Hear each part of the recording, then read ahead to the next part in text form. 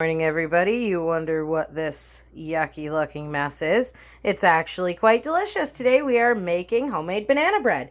So for homemade banana bread, you are going to need, recipe always calls for 3 bananas. I have always put 4. I get nothing but compliments on my banana bread. It's nice and moist. It's full of banana goodness. And yeah, so anyways, you're going to use 4 bananas.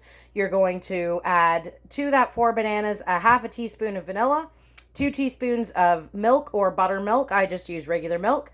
Half a cup of vegetable oil and 1 egg. Today I'm doing a double batch, so that's why you're seeing the 2 eggies in there.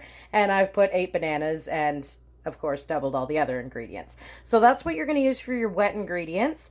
And you're going to get that all nice and mixed together, all your wets. Once you're all mashed up and looking like a bowl of barf, you're going to start adding your dry ingredients. You're going to add 1 cup of sugar, 2 cups of flour, 1 teaspoon of baking soda, 1/4 teaspoon of salt, and again, you're going to mix it all up. When you're measuring your sugar out, you're going to dump half of it all over the counter.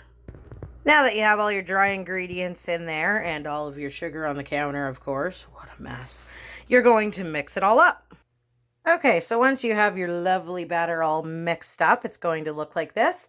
And you're going to grease a loaf pan, like so.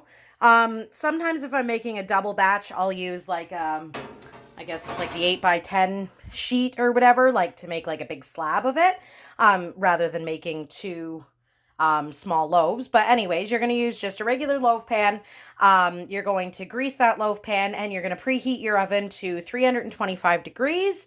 And you're going to pop it in there for about 40 to 60 minutes. Now, the recipe that I use doesn't call for it, but I'm going to make a little mixture, probably a couple tablespoons worth of cinnamon and brown sugar. And I like to just sprinkle that on the top. It gives it this nice crumbly kind of caramelized top when the banana bread is finished, and it's quite delicious. Okay, so here's what our first one's gonna look like. I usually try to leave like, about a ½ inch or so at the top there so that it's not completely filled right to the top. It's gonna puff up quite a bit. Yeah, and then I just sprinkle the brown sugar and the bit of cinnamon mix on the top.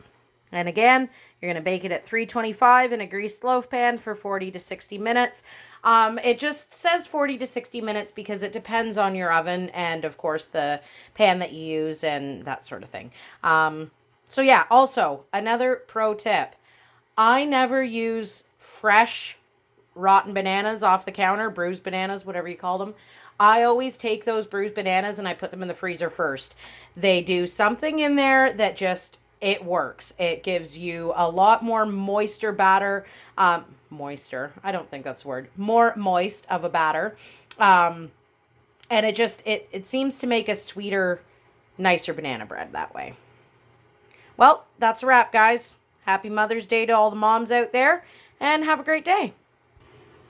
Now to clean up all of my messes.